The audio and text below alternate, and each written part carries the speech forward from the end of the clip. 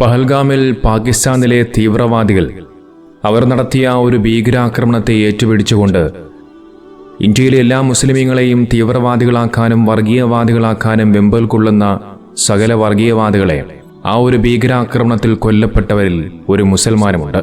തീവ്രവാദമാണ് പഠിപ്പിക്കുന്നത് എന്ന് പറയുന്ന ഇസ്ലാമിൽ വിശ്വസിക്കുന്ന അതേ ഒരു മുസൽമാനായ മനുഷ്യൻ സയ്യിദ് ആദിൽ ഹുസൈൻ ഷാ എന്ന് പറയുന്ന ഒരു ധീരനായ ഒരു പോരാളി. കശ്മീരിലെ ആ ഒരു ഭീകരാക്രമണത്തിൽ കൊല്ലപ്പെട്ടവരുടെ ലിസ്റ്റ് നോക്കുമ്പോൾ അതിൽ ഒരേ ഒരു മുസൽമാൻ മാത്രമേ ഉള്ളൂ. പാകിസ്ഥാനിൽ നിന്നും വന്ന ഭീകരന്മാർ മതം നോക്കി മുസ്ലിമീങ്ങളല്ലാത്തവരെ തെരഞ്ഞുപിടിച്ച് കൊന്നു എന്നുള്ള വാർത്തകളാണ് നമ്മളെല്ലാവരും കേട്ടത്. എന്നാൽ ആ ഭീകരന്മാരുടെ വെടിയുണ്ടകൾക്ക് ഒരു മുസൽമാനും ഇരയായി മാറി. ഹുസൈൻ ഷാ കാശ്മീരിൽ ജനിച്ചു വളർന്ന ഒരു യുവാവാണ്, ഒരു പാവപ്പെട്ട കുടുംബത്തിലെ അംഗം. പഹൽഗാമിൽ തന്റെ ചെറിയ കുതിരയുടെ പുറത്ത് വിനോദസഞ്ചാരികളെ സവാരി കൊണ്ടുപോകുന്നതിലൂടെ ലഭിക്കുന്ന വരുമാനം കൊണ്ടാണ് വയസ്സായ തന്റെ ഉമ്മയും ഉപ്പയും പിന്നെ ഭാര്യയും മക്കളും ഉൾപ്പെടുന്ന കുടുംബത്തെ അദ്ദേഹം സംരക്ഷിച്ചിരുന്നത്. മറ്റു പല പാവപ്പെട്ട കാശ്മീരികളെയും പോലെ അവരുടെ ഒരേ ഒരു വരുമാനം ടൂറിസത്തിൽ നിന്നുണ്ടാകുന്ന ഇത്തരം ചെറിയ ജോലികൾ മാത്രമായിരുന്നു. എന്നും രാവിലെ യാത്ര പറയുന്നത് പോലെ അദ്ദേഹം അന്നേ ദിവസവും യാത്ര പറഞ്ഞ് വീട്ടിൽ നിന്നും ഇറങ്ങി. പതിവ് പോലെ തന്റെ കുതിരയുമായി അദ്ദേഹം പഹൽഗാമിലേക്ക് ജോലിക്കായെത്തി. അങ്ങനെ ടൂറിസ്റ്റുകളെയും കൊണ്ട് കുതിരസവാരി നടത്തിക്കൊണ്ടിരിക്കുന്ന സമയത്താണ് അവിടേക്ക് വെടിയുതിർത്തുകൊണ്ട് പാകിസ്ഥാനിലെ ആ ഒരു ഭീകരവാദികൾ അവിടേക്ക് കടന്നു കയറിയത്. കാഴ്ചയിൽ ഒരു കശ്മീരി മുസ്ലിം ആയതുകൊണ്ട് തന്നെ ഹുസൈൻ ഷായെ ആ ഭീകരവാദികൾ മാറ്റി നിർത്തി. എന്നിട്ട് ഹുസൈൻ ഷാ കൊണ്ടുവന്ന ആ വിനോദസഞ്ചാരികളെ ഈ ഭീകരവാദികൾ ചോദ്യം ചെയ്യാൻ തുടങ്ങി. അങ്ങനെ മുസ്ലിങ്ങളല്ല എന്ന് തിരിച്ചറിഞ്ഞ സമയത്ത് ആ ഭീകരവാദി വെടിയുതിർക്കാൻ പോയ സമയത്ത് ഒരു കടുവയെ പോലെ പെട്ടെന്ന് ആ ധീര പോരാളിയായ ഹുസൈൻ ഷാ ആ ഭീകരവാദിക്ക് നേരെ ചാടി വീഴുകയാണ്. ആ ഭീകരന്റെ മേൽ ചാടി വീണ് അവന്റെ തോക്ക് പിടിച്ചു വാങ്ങാൻ ശ്രമിച്ചു. ഒട്ടും പ്രതീക്ഷിക്കാത്ത ആ ഒരു നീക്കത്തിൽ ആ ഭീകരന്റെ അടിപതറി. ഒരു മൽപ്പിടുത്തം നടന്നെങ്കിലും മറ്റുള്ള ഭീകരന്മാർ അവിടേക്ക് വരികയും അദ്ദേഹത്തെ വെടിവെച്ച് വീഴ്ത്തുകയുമാണ് ചെയ്തത്. വലിയ ജനക്കൂട്ടം അവിടെ ഉണ്ടായിരുന്നിട്ട് പോലും കയ്യിൽ തോക്കേന് നിൽക്കുന്ന ആ ഭീകരനെ ഭയപ്പെടാതെ നെഞ്ചുറപ്പോടുകൂടി ആ ഭീകരവാദികൾക്കെതിരെ പോരാടാൻ ധൈര്യം കാണിച്ചത് ഹുസൈൻ ഷാ മാത്രമായിരുന്നു.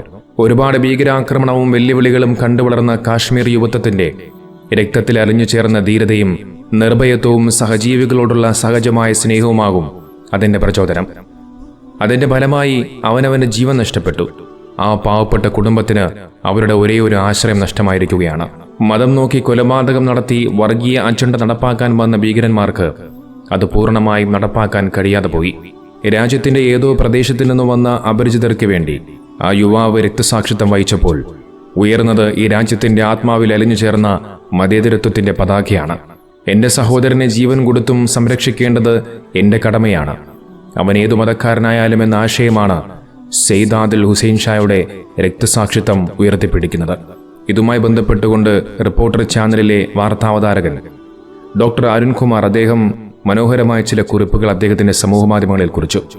അദ്ദേഹം എഴുതിയത് ഇങ്ങനെയാണ്: ഇവർ 4 പേരെക്കുറിച്ച് പ്രത്യേകം പറയണം, മറ്റു മനുഷ്യരെക്കുറിച്ചും. ഒന്ന്, ഈ ചിത്രത്തിൽ കാണുന്ന സയ്യിദ് ആദിൽ ഹുസൈൻ ഷാ പെഹൽഗാമിലെ പോണിവാല, അതായത് കുതിരസവാരിക്കാരൻ. പ്രായം ചെന്ന ഉമ്മയുടെയും വാപ്പയുടെയും ഭാര്യയുടെയും കുഞ്ഞിന്റെയും ഏക ആശ്രയം. പതിവ് പോലെ പെഹൽഗാമിൽ നിന്നും സഞ്ചാരിയും കയറ്റി ബൈസാരൻ പുൽമെട്ടിലെത്തിയതാണ്. പൈൻ മരക്കൂട്ടങ്ങൾക്കിടയിൽ നിന്നും പാഞ്ഞുവന്ന ആ ഭീകരർ പേര് ചോദിച്ച് വെറുതെ വിട്ടപ്പോൾ ഓടിമറഞ്ഞില്ല ആദിൽ. താൻ കൊണ്ടുവന്ന സഞ്ചാരിക്കെതിരെ അവർ തിരിഞ്ഞപ്പോഴാണ് ആദിൽ അവരിൽ ഒരാളുടെ റൈഫിൾ തട്ടിത്തെറിപ്പിച്ചത്.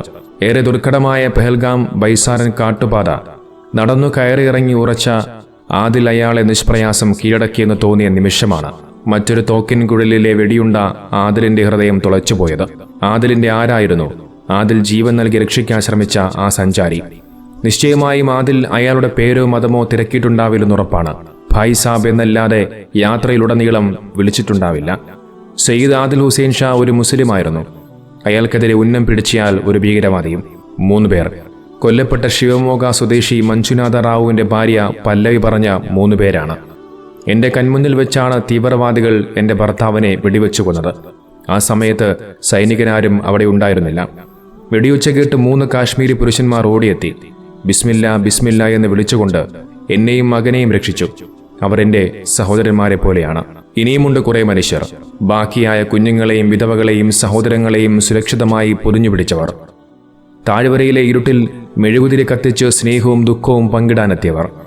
അവർ വിശ്വസിക്കുന്നത് നിരപരാധിയായ ഒരു മനുഷ്യനെ കൊന്നയാൽ മുഴുവൻ മനുഷ്യരെയും കൊന്നവനെപ്പോലെയാണ് എന്നാണ്. ഒരാൾക്ക് ജീവിതം നൽകിയാൽ അയാൾ മുഴുവൻ മനുഷ്യർക്കും ജീവനേകിയതുപോലെയാണ് എന്നാണ്.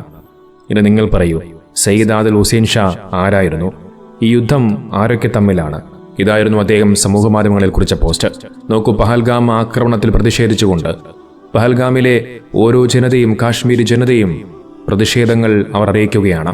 ഇവിടെ ഹിന്ദുവിനും മുസ്ലിമിനും സിഖുകാരനും എല്ലാവർക്കും ഒരുപോലെ ജീവിക്കണമെന്ന ആ ഒരു മുദ്രാവാക്യമായിരുന്നു അവരുടെ പ്രതിഷേധങ്ങളിൽ അവർ ഉയർത്തിപ്പിടിച്ചത്.